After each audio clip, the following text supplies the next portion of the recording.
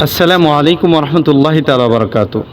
সম্মানিত শ্রোতা মণ্ডলী, ইদানিং কিছু মানুষ যেমন মুফতি আলাউদ্দিন জিয়াদি সাহেব এবং মাওলানা আব্দুল আজিজ রেজভী সাহেব তারা দেশে ফিতনা ছড়াচ্ছে। তারা বলে বেড়ায় যে নবী ছাড়া অন্যদের ক্ষেত্রে আলাইহিস সালাম শব্দ ব্যবহার করা যাবে না, নাউজুবিল্লাহ।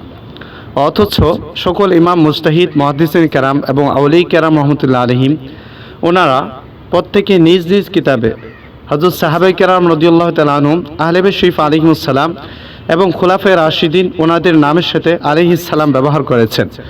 আজ আমরা 20 জন বড় বড় ইমামদের প্রত্যেকে নিজ নিজ কিতাব থেকে প্রমাণ করব।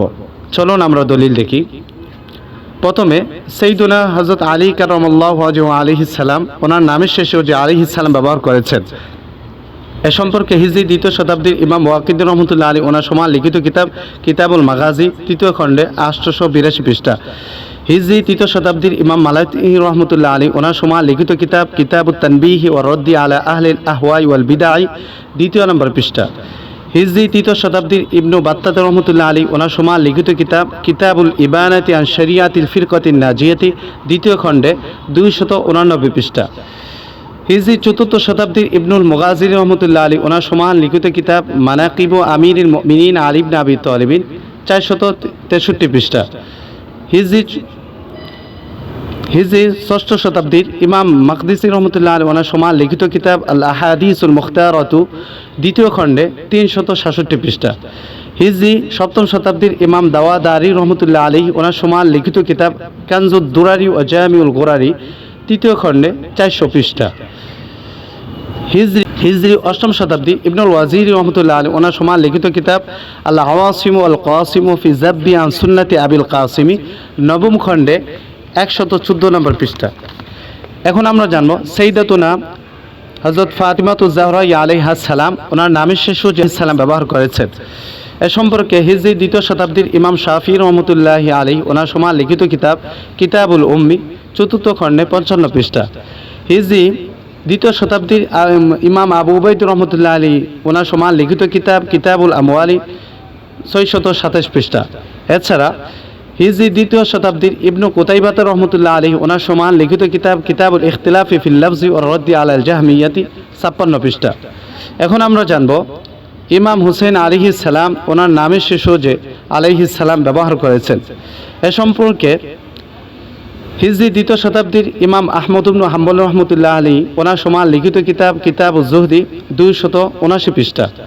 এছাড়া হিজরি 2য় শতাব্দীর ইবনু আবিদ দুনিয়া রহমতুল্লাহ আলী ওনার সময় লিখিত কিতাব মাকতালু আমিরুল মুমিনিন আলী ইবনে আবি তালিব 88 পৃষ্ঠা। এখন আমরা জানব সাইয়্যিদাতুনা হযরত আয়েশা সিদ্দিকা আলাইহাস সালাম ওনার নামের শেষে যে আলাইহাস সালাম ব্যবহার করেছেন, এ সম্পর্কে হিজরি 2য় শতাব্দীর ইবনুল জাদি রহমতুল্লাহ আলী ওনার সময় লিখিত কিতাব মুস্তাদুবনুল জাদি 413 পৃষ্ঠা। এছাড়া হিজরি 2য় শতাব্দীর ইবনু সাদ রহমতুল্লাহ আলী ওনার সময় লিখিত কিতাব আত-তাবাকাতুল কাবীর 10ম খণ্ডে 76 পৃষ্ঠা। এখন আমরা জানব সাইয়্যিদুনা হযরত আবু বকর সিদ্দিক আলাইহিস সালাম ওনার নামের শেষে যে আলাইহিস সালাম ব্যবহার করেছেন, সম্পর্কে হিজরি 3য় শতাব্দীর ইমাম দারিকুতনি রহমতুল্লাহ আলী ওনার সময় লিখিত কিতাব আল মুখতালিফু ওয়াল মুখতালিফু 3য় খণ্ডে 1611 পৃষ্ঠা। এছাড়া হিজরি 8ম শতাব্দীর ইমাম হাইসেমি রহমতুল্লাহ আলী ওনার সময় লিখিত কিতাব গায়াতুল মাকসাদি ফি জাওয়াইদিল মুসনাদি 3য় খণ্ডে 366 পৃষ্ঠা। এছাড়া হিজরি 1ম শতাব্দীর ইমাম মুকাতিল রহমতুল্লাহ আলী ওনার সময় লিখিত কিতাব তাফসীর মুকাতিল ইবনে সুলাইমান, যা আজ থেকে প্রায় 1300 বছর পূর্বের কিতাব 4th খণ্ডে 724 পৃষ্ঠা।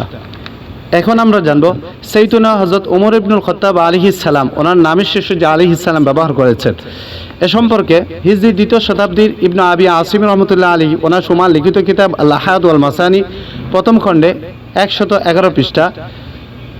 এছাড়া হিজরি 4th শতাব্দীর ইমাম সালেবী রহমতুল্লাহ আলী ওনার সময় লিখিত কিতাব আল কাশফ ওয়াল বায়ান আন তাফসীরুল কুরআনি 13ম খণ্ডে 194 পৃষ্ঠা। এখন আমরা জানব সাইয়্যিদুনা হযরত উসমান যুন্নুরাইন আলাইহিস সালাম ওনার নামের শেষে যে আলাইহিস সালাম ব্যবহার করেছেন, এ সম্পর্কে হিজরি 5ম শতাব্দীর ইবনুল জাওজি রহমতুল্লাহ আলী ওনার সময় লিখিত কিতাব মুসিরুল আজমি সাকিন ইলা আশরাফিল আমাকিনি 2য় খণ্ডে 142 পৃষ্ঠা। এছাড়া হিজরি 3য় শতাব্দীর ইমাম আল আসকারী রহমতুল্লাহ আলী ওনার সময় লিখিত কিতাব জামাহারাতুল আমসালি 2য় খণ্ডে 77 পৃষ্ঠা। উপরোক্ত দলিল সমূহ থেকে স্পষ্ট প্রমাণিত হয় যে হযরত সাহাবায়ে কেরাম রাদিয়াল্লাহু তাআলা আনহুম এবং আহলে বাইত শরীফ আলাইহিমুস সালাম এবং খোলাফায়ে রাশিদিন আলাইহিমুস সালাম সবার নামের শেষে ইমামগণ আলাইহিস সালাম ব্যবহার করেছেন। তাই যারা বলে শুধু নবীদের জন্য আলাইহিস সালাম ব্যবহার করা যায়, তাদের এই কথা ভিত্তিহীন ও গুমরাহি ছাড়া কিছু নয়। মহান আল্লাহ পাক তিনি যেন আমাদের সবাইকে হেদায়েত দান করেন, আমিন।